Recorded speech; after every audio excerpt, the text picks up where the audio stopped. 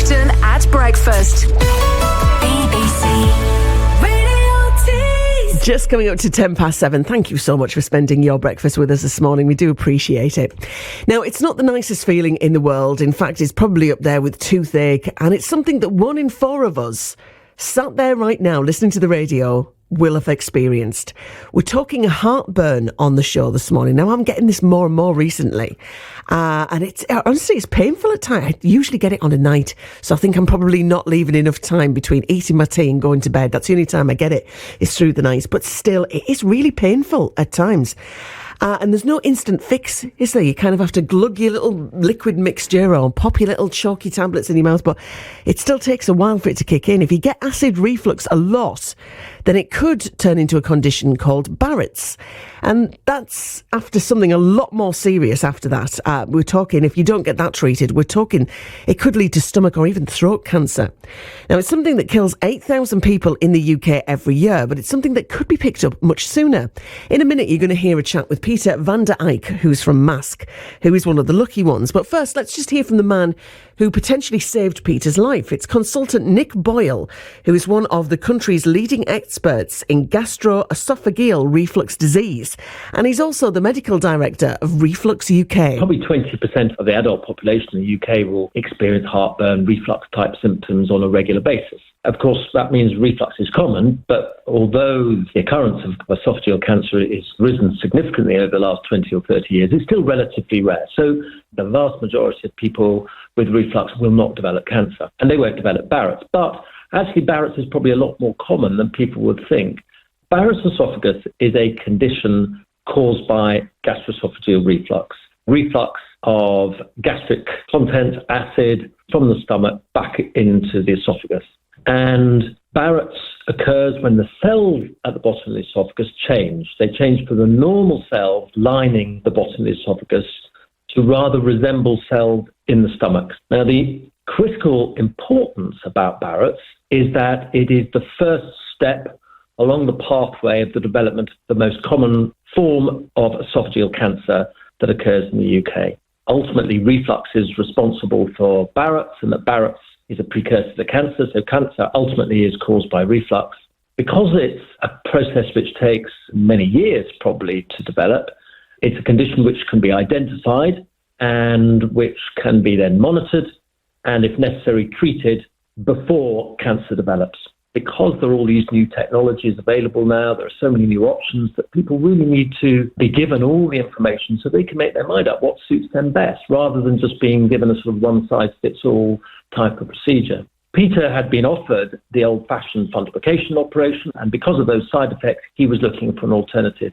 So he came to RefluxUK, we talked about all the different options, and he elected to have a new procedure called RefluxStop. It's a keyhole operation which involves implanting a small little silicone ball at the top of the stomach, which helps hold everything in the right place, and the procedure will strengthen the valve at the bottom of the esophagus and stop reflux. The reality is that perhaps only about 1% of patients who could potentially benefit from these kind of operations ever get the option. And that's the thing that we need to concentrate on. We also need to concentrate on the issue of Barrett's, because esophageal cancer continues to kill thousands of people a year in the UK. We know it's caused by reflux. We know it's associated with Barrett's. And the vast majority of people who are diagnosed with cancer do so with Barrett's, but not knowing they had Barrett's before that diagnosis is made. And many of those people could have been treated before their Barrett's developed into cancer, and that could have saved their lives. Nick Boyle there, a consultant who successfully treated Peter, telling us all about the condition Barrett's and how it can be a warning sign. Let's hear from Peter now. It started about 2 decades ago, so quite a long time ago, and I think there might be a relation with me starting rowing, which increases the pressure in your abdomen at a certain movement of the cycle. And so I have been under check every 5 years with a scope down my esophagus. And, they just say then that you've got a widening in your diaphragm, which makes it very easy for acid that's produced in your stomach to go into your tube backwards and then cause this heartburn. How did it affect your life? It does affect your life. You have to very clearly know exactly what you're eating, when you're eating, and how much you're eating. It really affects your life. And was it day and night? It's day and night. It can be any time. So I was on omeprazole, the H2 inhibitor, which stops your reflux, but you want to use as little as possible. Yes, you have to. Your whole life is affected by it. And it's really painful as well. Really painful. Very painful. Yeah, very painful. Very uncomfortable. Yeah. So when you went down, because you went to London, didn't you? And when you went down and had this procedure, I mean, how long did it take? Are you off your feet for a while? Well, no, it was. To be honest with you, it was a lovely experience. You were taking it in the morning. So I come in the prep room. 4 or 5 hours later, I wake up in my room. Took me a second to realize where I was. No pain whatsoever. Really, it was beautiful. I mean, well, beautiful in how far you can say. It changed your life. It changed my life. Yeah. And has it worked? Yes, so far it's worked brilliantly. I haven't looked back with regards to omeprazole. I don't use that at all. I did adjust, but I had already done that my diet. You still, you have to chew your food very good as to make sure that you're not putting extra pressure on that silicone implant and the potential narrowing there in that area of your diaphragm. They always, with this operation, they narrow your diaphragm because that in the whole reflux episode has widened. So they'll close that too.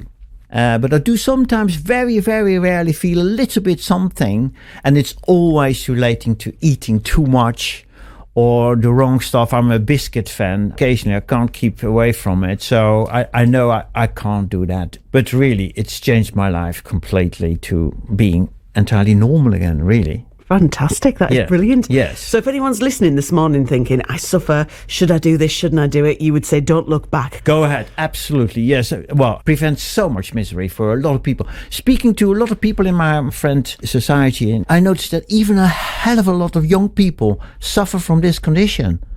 It's very much related to the diets. So you do have to get yourself onto a good quality diet and not too much of it. So Peter van der Eyck there from Mask, who is the first person in the UK to have that pioneering surgery called, after suffering from the condition Barrett's, of course, which could, as we mentioned there, be a precursor to cancer.